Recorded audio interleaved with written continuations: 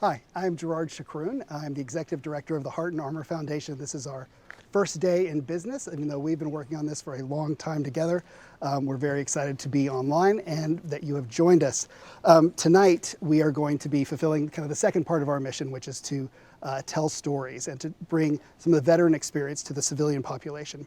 Mainly what we do is work with science and try to heal the wounds of war with scientific research. Tonight we're going to talk about one of our areas of focus, which is women veterans, women warriors. This presentation is something we've done before called How War Changes Women, How Women Change War, from different perspectives looking at the female experience in the military. So tonight we have a lovely panel of guests, very special. Dr. Shira McGinn, who's going to be talking about her work from a psychological perspective, Dr. Sabra Inslicht, who will be talking about women veterans from a biological perspective, John Mayer, our very generous funder, who will be talking about his interest in this work, former Army Captain Rebecca Merger, who will talk about her experience as a woman warrior. And maybe, John, I don't know if you want to say a few words or Yeah, sure. I'm here, in case you're wondering why is John Mayer sitting there, I'm here as sort of a conduit between them and anyone watching. We started this about 6 years ago, Gerard and I, well before it had a name, but it always had a purpose, and it was to research and report back on the many aspects of the wounds of war. And one of the prongs of this research we've been doing is the study of women's issues. And so I'm here mostly as a well-known audience member, and just can't wait to hear everyone's story. We're in a studio in Los Angeles, and in the audience tonight, for those who are here, I just want to acknowledge the people who are here tonight have really been those who've been with us since the beginning, since 2012, when we really started that. Some of the veterans and some of the people who've done the business behind the scenes, and people who've been with us. So it's a very special kind of emotional night for us, and we appreciate everybody being here. And John, thank you so much for giving us this platform to talk about it.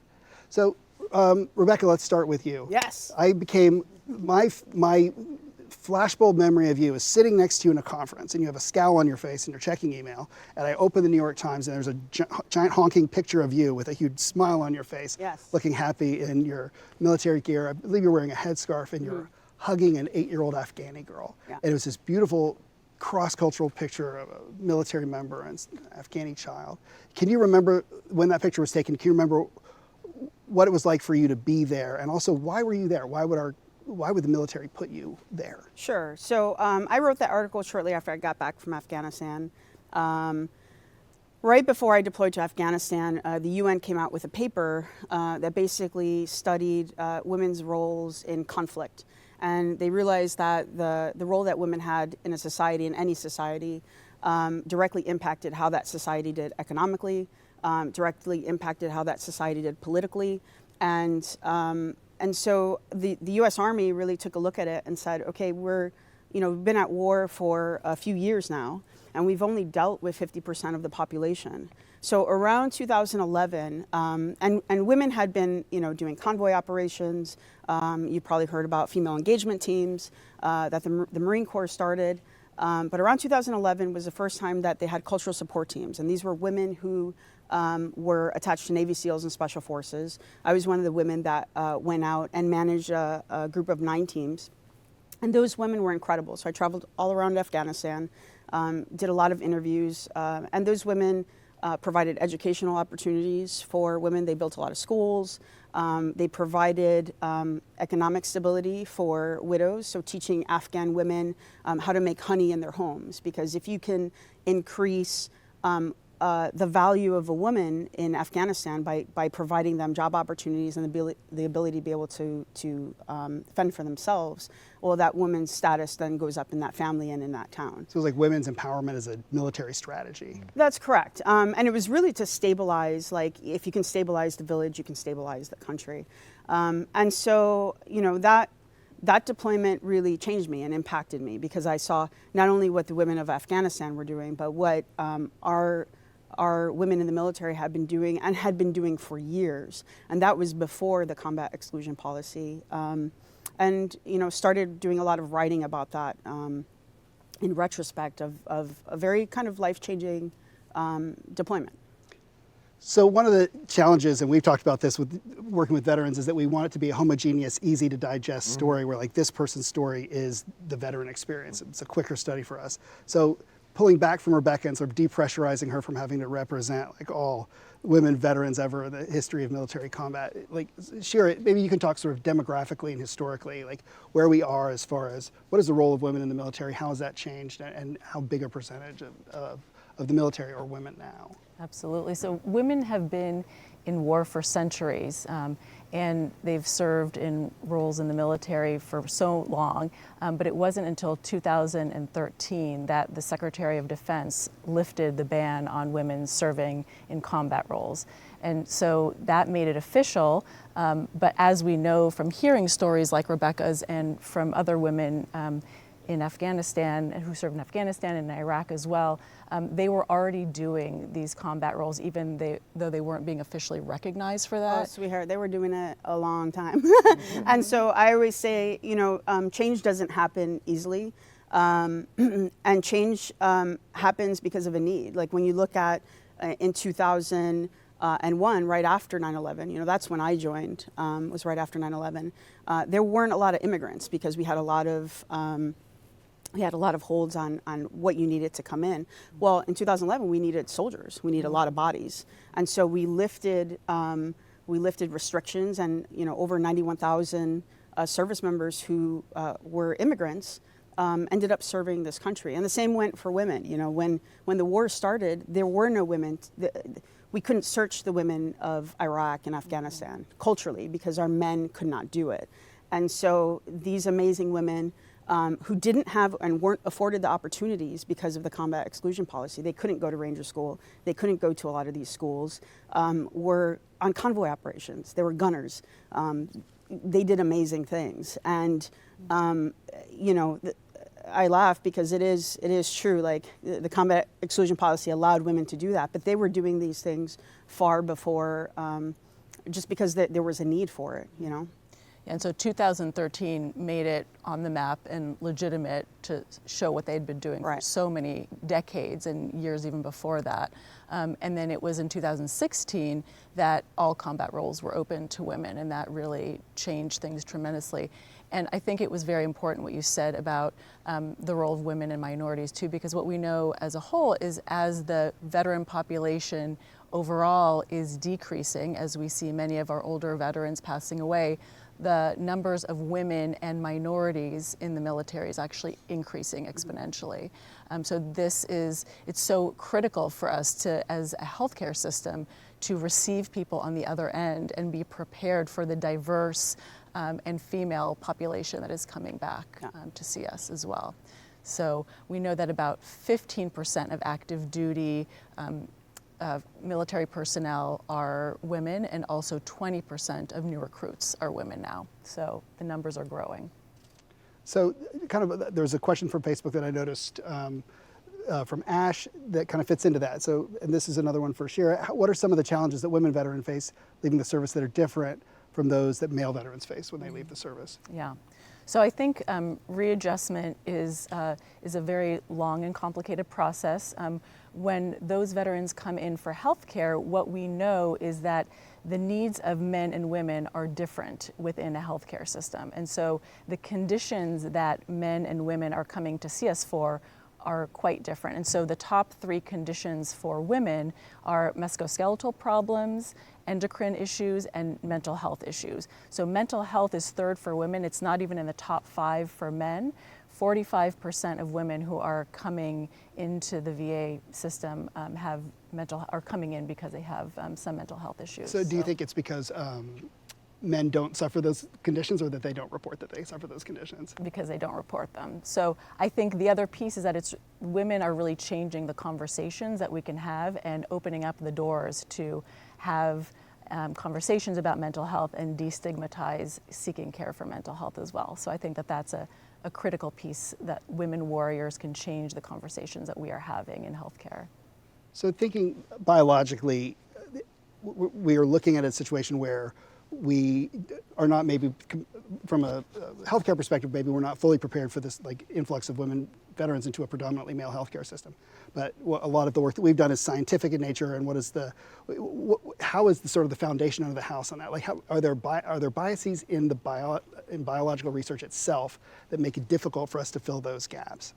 I would say there are huge biases that have been just, historically in science. For a long time, many research studies have purely focused on males. And then, there was a concern, for example, with drug studies that, if they gave certain drugs to women, they may or may not be pregnant, and you may harm an unborn fetus. So in order to protect women and their unborn children, women were left out of a lot of the research studies in the beginning. And then in terms of biological studies, just in general, not drug studies, but it was just a lot simpler to study men. The reason is because women are complicated. Women have menstrual cycles with reproductive hormones. They change over the course of the menstrual cycle. They change over the lifespan with childbearing, and as women hit menopause. And these hormones affect many, many parts of the body and in the brain too. So for a long time, it just was considered more efficient to just focus on males. So now what does that mean for the treatments that we can offer when our foundation was built on a biology of men? And other than John Mayer funding research to fill the gaps, what are some of the, is it something that's like well known, or is this, how niche is it, this kind of problem of a discrepancy in research aimed at males versus females? Like, what are some other ways that, are there other agencies that care about this? Is this something that's a known issue, or is this something that we're kind of solo on? Well, no, I mean, I think that now we're sort of our veteran care system is facing a change in the demographics. We need to rise to meet our new demographic and rise to the challenge, and think of ways to unpack some of those biological differences to develop better treatments. Some of the work that we've done has been to look at how men and women might differ in fear learning, and we do find differences, and we find that there are a whole host of biological mechanisms that we think may explain some of those differences. So I think that we're now in an exciting time, because if we can understand what's different, we can also develop better treatments based on those differences. Mm-hmm. So Rebecca, sort of going back to your real world experience, Yeah. do you remember when you decided that you were going to join the military? And when you did, were you thinking, oh, I'm going to be a woman in the military, or were you thinking, I'm just going to join the military? How conscious of gender were you when you joined? I don't think I was conscious at all. I joined, I was a senior in college when 9/11 happened. And I think anybody who was around that day, like New York City, and you're a New York guy, it was definitely a very deep and impactful day. And so I joined about a month later. And I think, I always say that the military, I spent about 10 years in the military, about 3 of those years deployed between Iraq, Kuwait, and Afghanistan. And, I'm a very different person than I was. I feel that I don't think I was aware of some of the differences. Specifically for women now, I see it now. I joined and I wasn't aware of things like tailhook, where you had, a general kind of laughing at the idea of a woman who could fly a plane. And so it was when I joined, and there were certain jobs that I couldn't get into, right? So all the cool jobs, like field artillery, you just couldn't go into. And now when I look at, because of the combat exclusion policy being lifted, you see a lot of women who are now going to Ranger School, a lot of women who are going to Sapper School, a lot of women who are joining the infantry. And so not only do they have the stress of going to those schools and having the limelight on you, but you have the great age of the internet, where if a male goes to Ranger School, nobody talks about it because commonality. If a woman goes, it's well, why is she there, and kind of some of the vile things that you see on the internet that they have to deal with. And so it's just added pressure of like, it's not just a school, but you represent something. Because, you know, any success I have gotten has been on the backs of other women who have come before me. And unfortunately, with the age of the internet, you also now have, you know, the scrutiny of any Joe just kind of saying, I don't think this is, you know, not really quite understanding the nuances and individual stories. Like, some of these women are incredible. Some of them are world-class athletes. And a lot of them don't necessarily they don't tell their stories because they don't want to be in the limelight, right? Even me preparing for this, I'm like, well, what should I not say to like piss off a, you know, large demographic of male veterans so it's still there. It still kind of permeates like a lot of women who serve and who just don't want to tell the stories. They just want to serve. And I feel like it'll take a generation of change. You know, it took generations when we integrated blacks into the military, Latinos. And so women, it's the same thing. You know, they're still fighting and dealing with those things, and it affects, you know, when you go into the VA. You know, I told you the story when I came back. I went into a VA, and there was a very nice older man. He was a veteran, and I know he didn't mean anything malicious by it, but his comment to me was, you know, well, we didn't have girls that looked like you when I was in.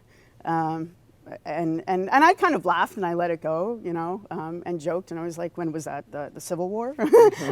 But he, what that did was, you know, I didn't want to go back to that VA because I had dealt with it for so long. So anytime you have a small, silent minority of people, you have to like, are they being serviced? Are they being heard? And what are the nuances that they need? And so, you know, we've gotten to conversations about that.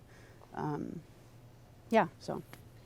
It sounds like a tricky balance to have to strike between, on one end, living in this very evolved society, or trying to live in an evolved society where you're saying there's this equality, where you're saying at some point it doesn't matter if you're a man or a woman in the job that you're doing, but on the science end, there is a very empirical difference, and that's got to be difficult to balance both those things, because on one hand you're saying, I can do the job you do, and on the other hand you're saying, but there's a very different reaction to the way in which I experience the effects of that job, and that's got to be a very, how do you guys, is that on a science level a difficult thing to do in the messaging of it? Well, you know, I to kind of break the fourth wall a tiny bit. Like what you just said, that's how I think of my colleagues. That's Sabra and Shira as women scientists also in their field. That's a sort of common thing that they share, which is like when you're breaking down barriers and being a first generation of, you know, women really like leading these kind of scientific charges, that's an arc that's in a lot of different kind of parts of American society. It could be in politics or service, but the military, it's these hothouse conditions where you really get to see it in a really vibrant way. But for me, in my world, it's you guys who, you know, sort of have to balance all these things that your male colleagues don't. So for me, like, my response when you say that very beautifully is it's a personal one, that I know women who have to go through that who are not veterans, just kind of speaking to like the universality of the veteran experience. It's not removed, it's something that's in all of us, and it's a reflection of our society as it stands now. Sure, and you know, it's interesting because I feel like, luckily I got into an industry that treats women equally. You know, I came to Hollywood and became a writer and director. It was a joke. But it's interesting because it is a different dynamic. I feel like women who are in tech, women who are in a lot of fields where you're just allowing them to come into different areas. They're paving the way and making a big difference. So there's something in this too that I pick up on, is that you have been deployed into war, and one of the great concerns that still plagues you is what people might say on the internet. it's kind of crazy. You know, it's insane. That speaks to the intensity of that fear. Yeah. You know? We need like a troll police. It's Well, kind of crazy. Yeah. I mean, I'm an expert in that stuff. I'll just come in and be an expert. I would imagine that somebody who has not served in the military, no matter if they are the most equipped to do so or not, has no right to criticize anybody for being, in their minds, less equipped than someone else. If you've enrolled in the military, you are stronger than the person who didn't. Yeah, I laugh because I've interviewed women who have gone through Ranger School, and you see the comments on, like, you know, when a news release comes out and some of this stuff, and you're just like, who are you guys? You know, and it I just feel like you have to have like a tough layer on to be able to deal with that. And if you're, you know, if you're in the spotlight, or if you're someone who's used to it, used to dealing with that, that's one thing. But if you're a mother from Texas, you're not used to someone That's saying, right. hey, you know, well, if she joins the infantry, she deserves to be raped, which are actual comments that are out there. So This is the sort of the poisonous part of fame delivered to you without any other balancing aspects of fame that you can rely on. When this is the problem, you know, when notoriety or visibility comes to you and you catch this real toxic part of people saying things about you that don't know you, there's nothing to offset it. yes, You know, that's the problem, is that it's bringing, and not to get too far down the wormhole of talking about the internet, but it can introduce you to a toxin that you're not prepared for and don't have the ability to, I can go sing and go, that's why we do it. Yeah. But when you're just living your life and this kind of toxicity comes through, I can't imagine how difficult that is. yeah, You know. it's hard. So before we wrap up, can we take some more questions? We have a minute. Is that okay? Do you guys have, John, you got a couple more minutes? Absolutely. All right, great. From Vittoria Cristiano, this is for John. What motivated you the most to start a foundation for veterans? Well, I guess people should know that I didn't look around and go, well, it's time for me to have a charity. I didn't shop around that way. Everything in my life comes to me by way of my own kind of personal, passionate interest in things. And I visited Camp Lejeune in North Carolina 10 years ago on a day off on tour with a friend of mine, and visited the Wounded Warrior Barracks and got such an enlightening impression of what this was, what was really going on in terms of PTSD. Really, in the forefront of it was PTSD and traumatic brain injury. And we all have these preconceived notions of what we think PTSD is, of what we think, you know, what the mindset must be like of people returning from combat. And what we always kind of do is dehumanize them in the process of picturing what that's like. We picture all these sort of cultural waypoints that we've picked up of movie characters diving for the decks when a car backfires, or, you know, or the guy who never takes his fatigues off and, you know, is always carrying around a cannon or something. And so it's very dehumanizing or depersonalizing. And as you begin to build these stories together, we see our friends, we see ourselves. When I hear stories about what the impression is of life when people return, and how PTSD or how these sort of mental tricks sort of come into play, I find them fascinating because they're not that far off from what we can envision ourselves doing. So when someone tells me that, you know, their biggest problem is, I mean, you were mentioning to me a couple of days ago about the gentleman who didn't want to be served at a restaurant, you know. I mean, I've heard stories of people saying the smell of diesel gasoline, you know, or that when their friends make a plan, when they and their friends make a plan to meet up to go to the movies or have dinner, and the time is 8 p.m. to meet up and they're not there till 8:14, that this is very distressing. And I think anyone listening could go, yeah, I could see how I could develop that if I was deployed and everything had to be to the second. So you start to build this collage, and before long you go, oh, this is very human interest, very personal, and things that I can relate to. And I think everyone can relate to. I think I was putting it in their words. But the thing I think that I find the most cathartic, and I hope everyone else does and will, is that this is a non-controversial situation. There is nobody on the other end of this saying, I disagree. Mm-hmm. And that in and of itself is a very cathartic thing in this day and age, when people, sometimes in my estimation, develop a counterpoint so as to leave the responsibility of the conversation. Mm-hmm. And there is such a built-in inability to argue this that it keeps everybody at the table. Mm-hmm. And for anyone who is devoted to science as the last gasp of hope in a society that science is what we should be looking at when it comes to global warming and all these things. People have already dug the trench for this. You just say this is the same thing. This is inarguable.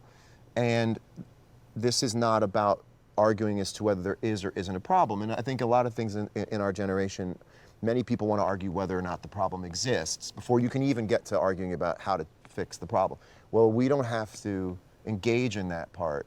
And I find that having talked to you and Sabra and Shira is very soothing intellectually to hear someone give you data on something. In the world of this kind of science, in terms of what it is you pick up, 2 + 2 always equals 4. You never come in saying the world is flat, and I find that really, really comforting, even though there's a lot of this stuff is challenging and distressing. I find that aspect of point A to point B problem solution to be very intellectually tidy, and I think other people should as well. This is wanting to support this foundation and the work that's done. Will not start an argument with your friend who sees the world a different way, and I think there's power in that. I'm going to go, yeah, perfect. Thank you for putting that one up. I want to say before this, maybe we can make this the last question. I want to say a huge thanks to you sort of for feeling that way, but also for having such patience with the process. Science is slow, it can be unglamorous, and you've been such a steadfast supporter, and such a great communicator, and really put no pressure on us to do anything that is not what we already do. Really my pleasure to do. And I have wanted to say that publicly for so long, and now we have a foundation on day one. I would like to say that for 8 years, this man has been giving us money, being patient with us, He's promoting awesome. messages to this community. He is You guys are awesome. truly wonderful. I'm here to listen to you guys. And like for me, from my perspective, I remember seeing you at Madison Square Garden. I didn't know your work that well, and that you read like a poem or something on stage. And it was, I remember thinking like, actually, this is the perfect person to like talk about veteran stuff. He understands this notion that our scars are our strength, and that, that just because there's trauma and there's sadness doesn't mean there's beauty and there's light, and that it's such a like a sort of soulful backstop to the support. And today, kind of in response to some of the PR from the last few days, a military wife from Oklahoma wrote this beautiful post and sent a beautiful email, and this is an excerpt from it. But this is, I thought it would be a nice last question to give to Becky Ostrowski from Oklahoma. John, as a longtime military wife, I can't help but listen to, I guess I just feel like from the perspective of a service member veteran, it's such a personal piece from your own heart. But I'm curious if you also perhaps had this population in mind while writing or recording it. I had everybody in mind, and it wasn't until I had the song that I started to hold it up as an overlay, because I can't write that way. I don't think I can write thinking like, how does everybody think? But when I'm done, I kind of hold it up like stained glass or something over every, and I sort of began to see every experience kind of summed up. And I think the answer indirectly is yes, because I never wanted to include anything that was so specific that it would shut somebody out. And I know what I think in every line, but I think there's enough room for interpretation in everything. And look, there is a cloud, and I don't mean to be dismal, but there is a cloud. Cloud doesn't always mean flood, but there is a cloud cosmically over people. And if I can have anything to do with sort of pointing at it and going like, okay, this is here, this is how I feel. I wake up every morning and I spend a half an hour staring at the corner. There's a corner in my room. I stare at it every morning, and I go, okay, how do we fix this? How do we fix this? And I've spent hundreds of hours reading the news and going, okay, there's got to be a way. There's got to be a way to fix it. And sculpting almost like trying to sculpt the perfect thing to say to the world over a microphone, as if I can find the right combination of words, everybody will look up to the sky and whatever they're doing, having someone else in a headlock and going, oh, yeah, no, I get the way you put it. That is true. We do that. And I think as a writer, you're trying to get everyone else to go, I do that. And I had hit this same feeling I think we all have sometimes, which is you're going, is this adding up to anything that's going to be in the plus margin here at the end of all this? And that's why the song at the end of it, and the most important part of the song, and I wouldn't have finished it if I hadn't written, I guess I just felt like giving up today. And that says everything about keeping your hope. You know, that little last part of the song is about keeping your hope. And you should know that Gerard is the greatest harbinger of hope. You must be Oh, always. preach it. John's you really preaching, are everybody. just one of the greatest harbingers of hope. And you make me so happy to hear you talk, because the way your brain works is so clean and efficient, and you say things in the way that I want to copy talking about anything, you know? And so you do this thing where you take all this particleized information and are able to process it, to be able to give it to a dummy like me, who, you know, I collect jackets. That's what I do. You know. So you find a way to interpret it and translate it to people, and I've taken a lot from that, and I love your PowerPoints. I just want to say PowerPoints. Thank you. Thank you. Thank you. I appreciate you. Awesome. All right. Well, on behalf of former Captain Margaret, John Mayer, Doctors Inslick and McGann, thank you everybody for watching online. Thank you so much to everybody here for coming. And I hope this first installment of our sort of public dissemination of these stories went well for you. And we're so glad that you joined us. So thank you so much. The irony of this all is that I got so anxious in the middle.